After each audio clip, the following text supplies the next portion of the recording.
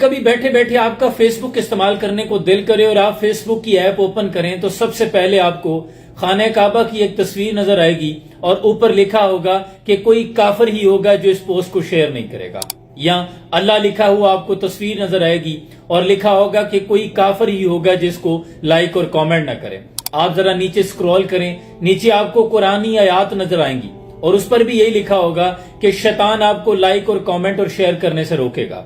آپ اس کو سکرول کرتے ہوئے نیچے آتے ہیں تو نیچے کوئی نعرہ لکھا ہوگا اور اس پہ لکھا ہوگا کہ کوئی حلالی ہی ہوگا جو اس نعرے کا جواب دے گا۔ اب اس بات کو میں سمجھنے سے قاصر ہوں کہ اگر خانہ کعبہ کی تصویر کو آپ شیئر نہ کریں تو آپ کافر کیسے ہو سکتے ہیں، یا اللہ لکھا ہو یا قرآنی آیات لکھی ہوں اور آپ اس کو لائک اور کامنٹ نہیں کرتے تو آپ شیطان کے ساتھی کیسے بن سکتے ہیں؟ یا پھر آپ کسی نعرے کا اگر جواب نہیں دیتے فیس بک پر تو آپ حرامی کیسے ہو سکتے ہیں؟ ان سب کے بعد اگر آپ واٹس ایپ اوپن کر لیں تو اس طرح کے بہت سے آپ کو میسیجز ملتے ہیں کہ اس میسیج کو 10 لوگوں تک فارورڈ کر دیں، آپ کو فلاں خوشخبری ملے گی، شام تک آپ کے ساتھ یہ ہو جائے گا، یا پھر یہ میسیج موصول ہوگا کہ آج رمضان المبارک کا چاند نظر آ گیا ہے، جس نے رمضان المبارک کی چاند کی یا رمضان کی مبارک پہلے دے دی اس پر جنت واجب ہو جائے گی۔ دوسرے لوگوں نے کیا اسلام کی توہین کرنی ہے، آپ خود اتنی بڑی بڑی گستاخیاں کرتے ہیں کہ اللہ مان الحفیظ،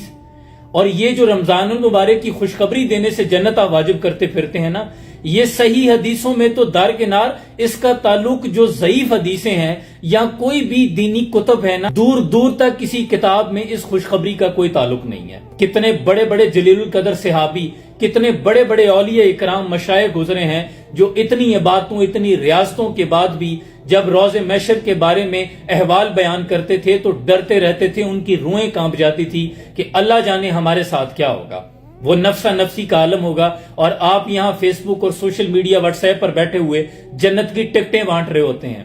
خدا کے لیے میں آپ سب سے بھی کہتا ہوں کہ ان چیزوں کو اگنور کریں۔ جب آپ ان کو لائک اور کامنٹ شیئر کرتے ہیں پھر ان لوگوں کے حوصلے بڑھ جاتے ہیں، یہ اپنے فیس بک پیج جو گھٹیا قسم کے بھی ہوتے ہیں ان کی تشہیر کے لیے اس طرح کے اوچھے اتکنڈے استعمال کرتے ہیں، یہ ہمارے ایموشنز کا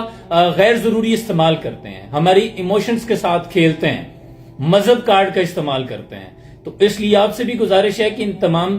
میسیجز کو اگنور کیا کریں، کوئی ضرورت نہیں ان کو شیئر کرنے کی، دوسروں تک پہنچانے کی، لائک کامنٹ کرنے کی، بالکل اگنور کیا کریں، آپ پر کسی قسم کا کوئی گناہ نہیں ہوگا۔ وہ لوگ جو اس طرح کے ہتھکنڈے استعمال کرتے ہیں ان سے کہنا تھا کہ خدا کے لیے اسلام کے ساتھ یوں نہ کریں، یہ لہو پہ تیرتا ہوا بڑی قربانیاں لازوال داستان ہے قربانیوں کی، جس پر تیرتا ہوا یہ ہم تک پہنچا ہے، ہمیں تو پلیٹ میں رکھ کر مل گیا ہے، اس لیے آج ہم اس کی قدر نہیں کرتے۔ خدا کے لیے ہوش کے ناخن لو اور اس طرح کی گھٹیا حرکتوں سے باز آ جائیں۔ جزاکم اللہ خیرہ۔